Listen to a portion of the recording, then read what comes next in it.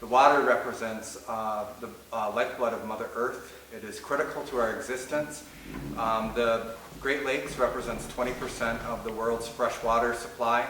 And this is a very critical issue for me and for my tribe. My tribe is a fishing tribe. We have been here since time immemorial. And it's our job and our duty as Anishinaabe people to be the stewards and to protect our natural resources.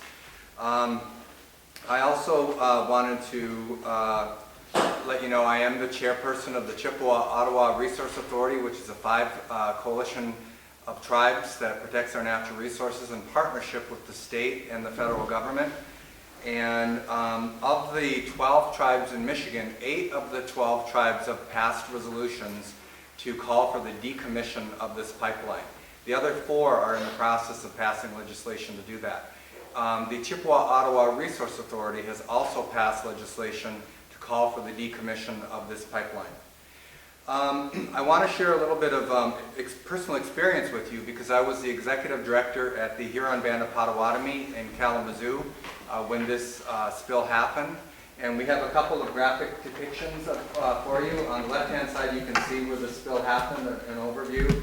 And on the right-hand side, you can see, I guess that's your left-hand, or yeah, that's your right-hand side. You can see the outcome of it, which is the effect on the natural resources. When I was there, there was no emergency response plan for this. It was complete pandemonium and chaos. Federal agencies were all pointing the finger at each other and trying to figure out whose responsibility it was. There were evacuations of up to 300 people had to be evacuated from their homes because of the toxic fumes. There was a threat and of a danger of this to ignite. It was complete chaos. Nobody knew what they were doing. There was no plan. And so we don't want this to happen in our community here in the Straits. And so we've referenced a couple of times the U of M information and the simulation, and so if we could hold those up. We believe that a spill in the Straits area for this pipeline is imminent.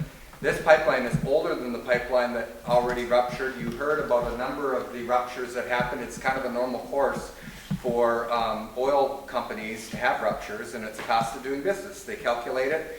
They probably budget for it as well. But you can see from what the cost would be to us environmentally. Mackinac Island, which is where we're at today, Mackinac is an Ojibwe word for turtle. It means, Mackinac means turtle. So we're on Turtle Island. It's sacred to us as Anishinaabe people. You can see in these depictions, Mackinac Island will be completely engulfed in oil. Within the amount of time span that this happens, as it unfolds and elapses, the island will be engulfed. The water inlets will be completely destroyed. There will be a very narrow window for people to be evacuated. The island gets its resources for food and water, not water, but food from the mainland, and that will not be able to happen. For a period of, we estimate up to 3 to 4 weeks, the island would have to be evacuated. And right now, if this spill happened during the Detroit Chamber, I would venture to guess about 40% of the island's revenue in their tourism industry will be destroyed. And so this is what is imminent. This is what's actually going to happen. As a member of a chairman of a tribe, we had a consultation exercise with the Department of Environmental Quality just yesterday, and as we were discussing, they asked our input.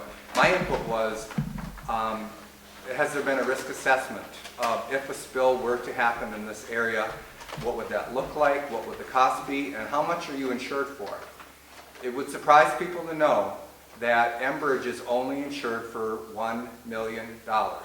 If a spill were to happen, they're prepared to cover $1 million.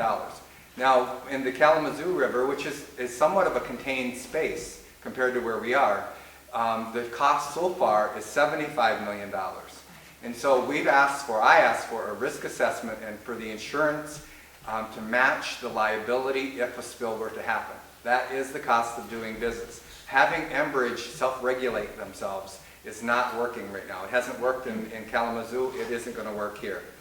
Also, I want to call your attention to, there's a House bill working its way through the Michigan legislature, which has a House and Senate and a governor all of one party, which doesn't allow for a balance. But House Bill 4540 is designed to conceal and keep secret the information as it comes forward related to Enbridge. As a task force, we have given you more information than the state even knew about. When we've asked them questions, they didn't even know about the permits. They didn't have a copy of the lease or the easement. And so it's a shame that a coalition of concerned citizens knows more than the state. Last year during the campaign, the governor created a task force. Here we are a year later, and we went through the preliminary results of the task force, and they asked of our opinions. They're really not that much further than they were a year ago when they created this task force. And also the cleanup. Even if we were assured that the total cost would be covered through insurance, 5 years later, they're finally paying up for some of the damage that was done in Kalamazoo. That's not good enough. And so I want to wrap up by saying if any of the media gets a chance to ask the governor today, what is his position on 4540, that House bill? We've asked him during our state travel accord, and the response from his staff was that the governor doesn't take a position on draft legislation. That's up to the legislature. But what we want and what we're looking for is some leadership. He is the governor of the state that is surrounded by water. Certainly he has an opinion, and he should step forward and he should make it clear that if this bill were to pass to conceal information from citizens, that he would veto that bill. And so hopefully somebody will ask him that question. The Sioux Tribe remains a steadfast partner in this effort. We have a lot at stake. Our whitefish, I'm from a fishing family, my father was a fisherman, but not only are tribal fishers and our livelihood at risk, the sports fishers need to take notice of this as well. Because if we look forward and this disaster happens, gone will be the whitefish and also the walleye.